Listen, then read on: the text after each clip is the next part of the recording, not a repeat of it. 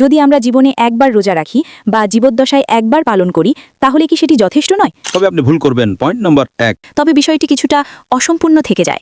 আপনি কি আমার উত্তর শুনবেন? হ্যাঁ, কিন্তু না, ঠিক আছে। আমি উত্তর দিচ্ছি, আপনি বাধা দিচ্ছেন। তার নাম ফাইরুজ হাসনা কারিমা এবং আমি কিউংহি বিশ্ববিদ্যালয়ের একজন ছাত্রী। আসলে আমি আপনাকে কিছু প্রশ্ন করতে চাই। এগুলো যদি আপনার কাছে ভিন্ন ধর্মী বা অপ্রচলিত মনে হয় সেজন্য আমি দুঃখিত, কারণ আমি কেবল বিষয়গুলো নিয়ে ভাবছি।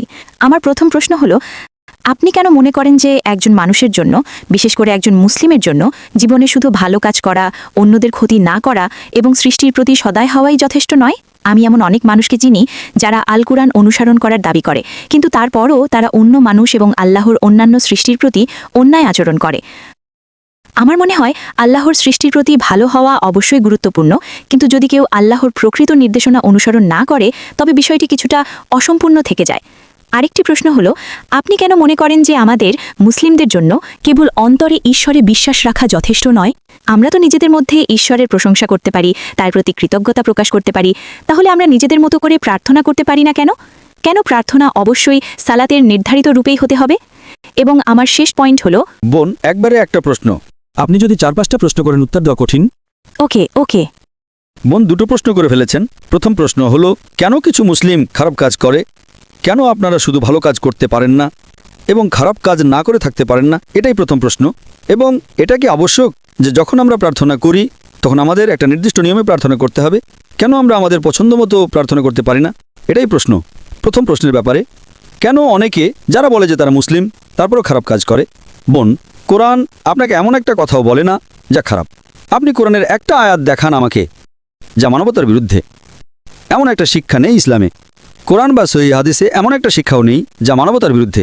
এমন কিছু মুসলিম থাকতে পারে যারা কোরআন অনুসরণ করছে না এবং ভুল কাজ করছে। যেমন ধরুন, কোরআন বলে প্রতারণা করো না, এমন অনেক মুসলিম আছে যারা প্রতারণা করছে। কোরআন বলে প্রতিবেশীদের কষ্ট দিও না, প্রতিবেশীদের সাহায্য করো, তারা প্রতিবেশীদের কষ্ট দিচ্ছে। তো বোন, এই হলো খারাপ উদাহরণ।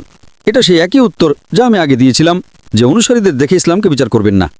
যেমন ধরুন, একটা স্কুলে, খুব বিখ্যাত একটা স্কুলে কিছু ছাত্র ক্লাসে প্রথম হয়, কেউ সেকেন্ড ক্লাস পায়, কেউ থার্ড ক্লাস পায়, কেউ ফেল করে। আপনি কি এর জন্য স্কুলকে দোষ দিতে পারেন? না। কিছু ছাত্রকে তো ক্লাসে প্রথম হতে হবে, কাউকে তো ফেল করতে হবে, তো এটা আবশ্যক। তাই যারা ফেল করেছে তারা পাশে সার্টিফিকেট পাবে না, কিন্তু তারা সেই স্কুলের ছাত্র। ঠিক না ভুল? ঠিক। একইভাবে যারা নিজেদের মুসলিম বলে এবং তারা ভুল কাজ বা খারাপ কাজ করে তারা পাশের সার্টিফিকেট পাবে না, তারা সেই স্কুলের খারাপ ছাত্র। কিন্তু আপনি কি এর জন্য স্কুলকে দোষ দিতে পারেন? না, আমি পারি না। প্রত্যেক স্কুলে ভালো ছাত্র এবং খারাপ ছাত্র থাকে, প্রত্যেক স্কুলে। এখন আপনার প্রশ্নের দ্বিতীয় অংশে আসছি, যে কেন আমরা ঈশ্বরকে আমাদের ইচ্ছা মতো ধন্যবাদ দিই না? কেন শুধু প্রার্থনার মতো একটা নির্দিষ্ট উপায়েই ধন্যবাদ দিতে হবে? অথবা আপনি জিজ্ঞেস করতে পারেন যে শুধু ভালো হওয়াই যথেষ্ট নয়। কোরআন বলে সূরা আল আসর অধ্যায় নম্বর 103 আয়াত নম্বর 1 থেকে 3 এখানে 4টি শর্ত আছে যে কোনো মানুষের জান্নাতে যাওয়ার জন্য। আচ্ছা।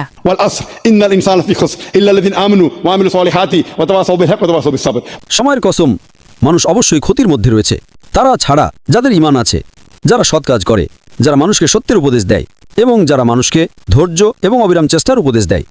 শুধু ঈমান নয়, ঈমান মানে ঈশ্বরে বিশ্বাস করা যথেষ্ট নয়। আপনাকে নেক কাজও করতে হবে। ডাকাতি করা উচিত নয়, প্রতারণা করা উচিত নয়, অন্যদের সাহায্য করা উচিত।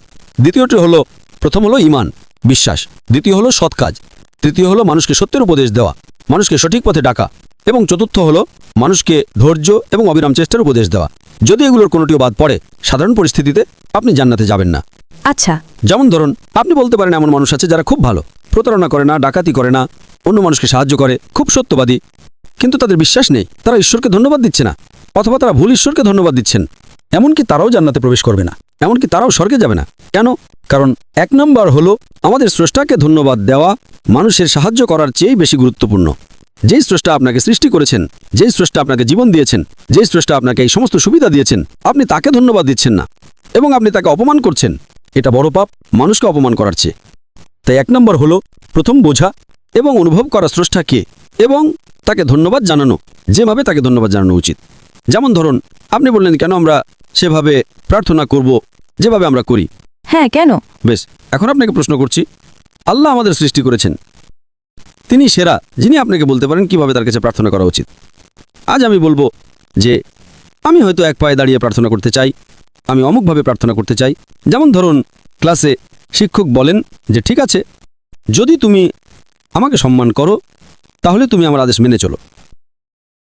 ছাত্র বলল, না না, আমি আপনাকে সম্মান করি, কিন্তু আমি আপনাকে মানতে চাই না। আমি সেভাবে সম্মান করতে চাই যেভাবে আমি সম্মান করতে চাই। কে সঠিক? শিক্ষক। কারণ শিক্ষক বলেন, যদি তুমি আমাকে মানো তবে তুমি আমাকে সম্মান করবে। সুতরাং সর্বশক্তিমান ঈশ্বর, যিনি স্রষ্টা, তিনি নির্ধারণ করে দিয়েছেন কিভাবে আপনার প্রার্থনা করা উচিত। এবং যখন আমরা প্রার্থনা করি আমরা উপকৃত হই, কারণ আমাদের নামাজে আমরা সিজদা করি, আমরা আমাদের শরীরের সর্বোচ্চ অংশ কপালকে মাটির সর্বনিম্ন অংশে রাখি এবং বলি, সমস্ত প্রশংসা আল্লাহর যিনি মহান, সমস্ত প্রশংসা আল্লাহর যিনি মহান, 3 বার। কারণ আজ মনোবিজ্ঞানীরা আমাদের বলে যে আমাদের শরীর আমাদের নিয়ন্ত্রণে থাকে, আমাদের মন সরাসরি আমাদের নিয়ন্ত্রণে থাকে না। তাই মনকে দখল করতে হলে আপনাকে শরীরকে বিনম্র করতে হবে। আমি সালাতের উপর একটা লেকচার দিয়েছি, সালা দ্য প্রোগ্রামিং টুয়ার্ডস রাইচাসনেস, যা বিস্তারিত বলে কেন আমরা সালাত আদায় করি যেভাবে আমরা করি। আমি আপনাকে ইউটিউবে সেটা দেখতে অনুরোধ করছি। আপনার উত্তরের জন্য ধন্যবাদ। এবং আমার শেষ প্রশ্ন আছে, আমি কি পারি? অবশ্যই। তো যতদূর আমি জানি, ইসলাম আমাদের শেখাচ্ছে কিভাবে জীবনে ভালো কাজ করতে হয় এবং পরকালের জন্যও।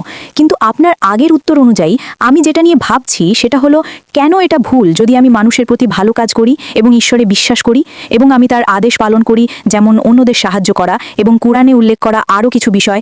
কিন্তু আমি শুধু বুঝতে পারছি না যেভাবে আমাদের প্রার্থনা করা উচিত, এবং আপনি সেটা আগে উল্লেখ করেছেন, এবং রোজার বিষয়টি এবং অন্যান্য সুন্নার বিষয়গুলো আমি ঠিক ওগুলো বুঝতে পারি না। আমি ইতিহাস সম্পর্কে কিছুটা জানি, কেন আমাদের রোজা রাখা উচিত, কিন্তু আমি যা বুঝতে পারি না তা হলো কেন এগুলো আমাদের জীবনে নিয়মিতভাবে পালন করতে হবে। যেমন যদি আমরা জীবনে একবার রোজা রাখি বা জীবদ্দশায় একবার পালন করি, তাহলে কি সেটি যথেষ্ট নয়? কেন বছরে একবার বা নির্দিষ্ট সময় অন্তর এটি পালন করা বাধ্যতামূলক? আমি বিষয়টি ঠিকভাবে বুঝতে পারছি না। বোন প্রশ্ন করেছেন দুটো প্রশ্ন। 1 নম্বর, অন্যদের সাহায্য করা কেন ভুল? বোন, কোরআনে কোথাও বলা হয়নি যে অন্যদের সাহায্য করা ভুল। অন্যদের সাহায্য করা ভালো। যদি আপনি অন্যদের সাহায্য না করেন তবে আপনি ভুল করবেন। Point number 1। পয়েন্ট নম্বর 2, কেন আমরা সুন্নার মতো কিছু কাজ করি? সুন্না মানে হলো সেই কাজ এবং আদেশ সর্বশেষ এবং চূড়ান্ত নবী মুহাম্মদ সাল্লাল্লাহু সাল্লামের। যেমন আপনি জিজ্ঞেস করলেন কেন আমাদের রোজা রাখা উচিত এবং কেন আমাদের নির্দিষ্ট মাসে রোজা রাখা উচিত। আমরা রোজা রাখি কারণ এটা ইসলামের অন্যতম খুঁটি। আর কোরআন সূরা বাকারার অধ্যায় নম্বর 2 আয়াত নম্বর 183-তে বলে যে তোমাদের উপর রোজা ফরজ করা হয়েছে যেমন তোমাদের পূর্ববর্তীদের উপর ফরজ করা হয়েছিল, যাতে তোমরা আত্মসংযম শিখতে পারো, তোমরা তাকওয়া শিখতে পারো, তোমরা ধার্মিকতা শিখতে পারো, তোমরা খোদাভীতি অর্জন করতে পারো। কেন আমরা একসঙ্গে রোজা রাখি? কারণ আমরা একতায় বিশ্বাস করি। রমজান মাসে সবাই রোজা রাখি কারণ আমরা একতায় বিশ্বাস করি। যখন আমরা প্রার্থনা করি আমরা একসঙ্গে প্রার্থনা করি। যদি আপনি একতার সাথে প্রার্থনা করেন তবে একা প্রার্থনা করার চেয়ে আপনি বেশি সওয়াব পাবেন। একইভাবে রোজা মানে আপনাকে 1 মাস রোজা রাখতে হবে, তাই 1 মাস সম্পূর্ণভাবে রমজান মাস হিসেবে নির্ধারণ করা হয়েছে। এটা 29 থেকে 30 দিন। এবং আমরা নবীর সুন্নার শিক্ষা অনুসরণ করি কারণ তিনি সর্বশক্তিমান ঈশ্বরের সর্বশেষ এবং চূড়ান্ত নবী। বোন, আমি আপনাকে জিজ্ঞেস করছি, আপনি কি বিশ্বাস করেন একজন ঈশ্বর আছেন? হ্যাঁ, আমি ঈশ্বরে বিশ্বাস করি। আপনি কি বিশ্বাস করেন নবী মুহাম্মদ সাল্লাল্লাহু আলাইহি সাল্লাম ঈশ্বরের নবী? হ্যাঁ, আমি ওটাতেও বিশ্বাস করি। তাহলে এর মানে আপনি একজন মুসলিম। হ্যাঁ, আমি জানি। ঠিক আছে। ধন্যবাদ। বোন, আপনি কি শাহাদা আরবিতে বলতে চান? কারণ একজন মুসলিম হতে হলে অন্তত 2টা জিনিস থাকা দরকার। তা হলো বিশ্বাস করা যে ঈশ্বর এক, হ্যাঁ, বিশ্বাস করা যে নবী মুহাম্মদ সাল্লাল্লাহু আলাইহি সাল্লাম ঈশ্বরের নবী। বাকি সবকিছু পরে আসে। তাই যদি আপনি এই 2টো জিনিসে বিশ্বাস করেন, আপনি কি শাহাদা আরবিতে বলতে চান? আমার মতে আপনি একজন মুসলিম। হ্যাঁ। আপনি কি শাহাদা আরবিতে বলতে চান? আমার মতে আপনি একজন মুসলিম। হ্যাঁ, আমি একজন মুসলিম। ও, আপনি মুসলিম? হ্যাঁ, আমি একজন মুসলিম।